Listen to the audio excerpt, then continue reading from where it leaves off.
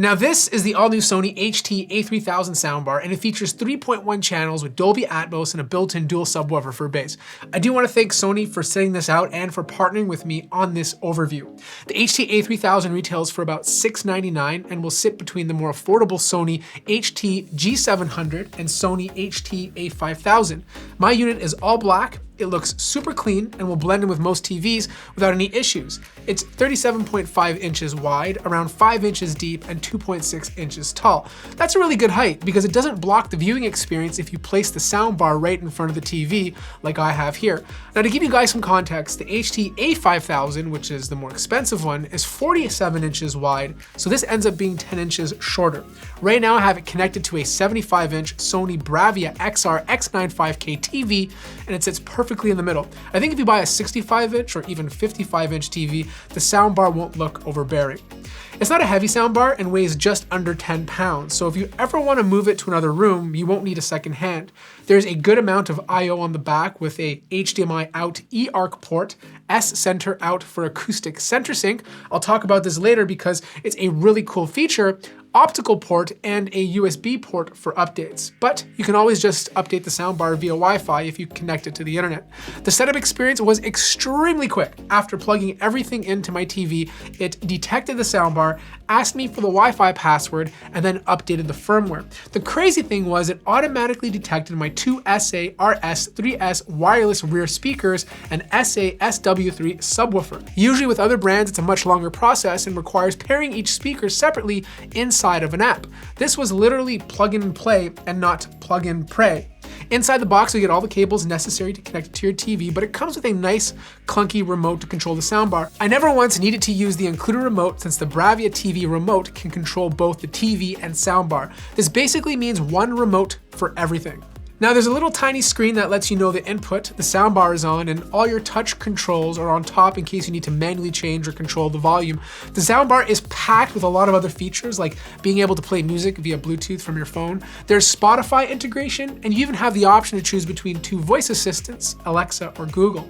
Apple users will be happy to know it supports AirPlay 2. It even includes Sony's proprietary LDAC codec, which is better for sound. Speaking of sound, there are so many different 3D audio formats it supports. Dolby Atmos, DTS-X, S-Force Pro front surround, and vertical surround engine. But the most interesting format is the 360 spatial sound mapping.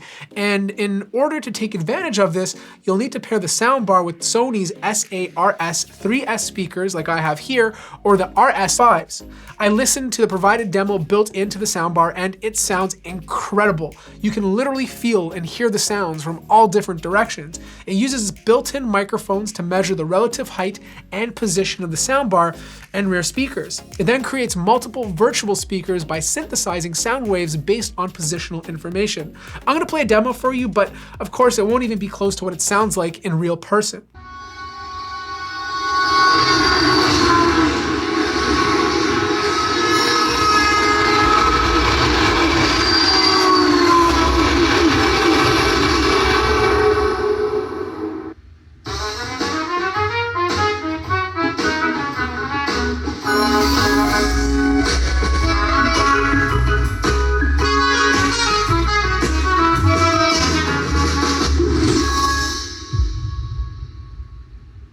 Now there's 3 front speakers, one of them being a dedicated center speaker and a dual subwoofer for bass. This was the first time I've plugged in a soundbar, turned on a movie, and could hear the dialogue perfectly. With my previous soundbar, I'd really have to crank up the volume to hear the dialogue, but with the HT-A3000, that was never an issue. Now, because I had a compatible Bravia TV, I could take advantage of acoustic center sync. This thing is truly awesome. By hooking up the included stereo cable from the soundbar to the back of my X95K TV, this syncs the TV audio system with the A3000's center channel. This strengthens the dialogue clarity and positions the sound of the character talking in the movie. It's such a brilliant idea because this is exactly the sort of setup you'd have at a movie theater. Behind that big white screen are tons of speakers, speakers, so why not use the TV speakers to do the exact same thing? You'll know Acoustic Center Sync is activated because when you bring up the quick settings menu on your Sony TV, you'll see all the soundbar settings. This will let you make quick adjustments without having to touch the soundbar or use the included remote. Just make sure to keep voice mode on to take advantage of the TV speakers. The rest of the settings will be personal preference, but this is what I've landed on. There's a sound effects setting which combines Sony's S-Force Pro and virtual surround engine, which adds more height and width to the soundbar. The idea is to virtually upmix the sound, but I found it to be a bit too harsh, so I prefer to leave it off. But the most important question: how does the HT-A3000 sound by itself, without the rears and subwoofer? Well, the most impressive thing to me is still the center speaker and dialogue volume. It's really impressive for a soundbar. Gone are the days of cranking up the volume to get louder dialogue with the expense of way too loud explosions and background audio.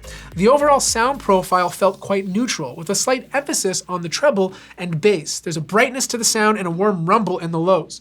Dolby Atmos works and sounds fantastic, and listening to music with spatial audio is incredible.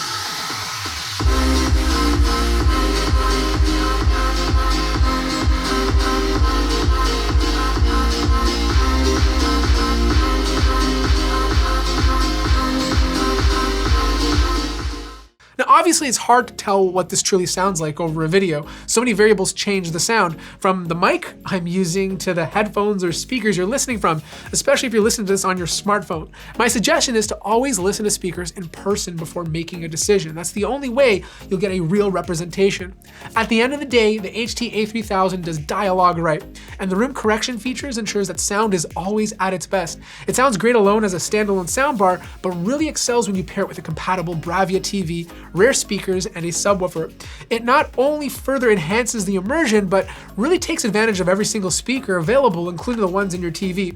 Now, if you're interested in checking out the HT-A3000, there will be links in the description down below. I hope you guys enjoyed this video. If you have any questions about the soundbar or any of the other speakers I have in my setup, let me know in the comment section down below. Like the video if you liked it, subscribe if you haven't already, and I'll see you guys in the next one.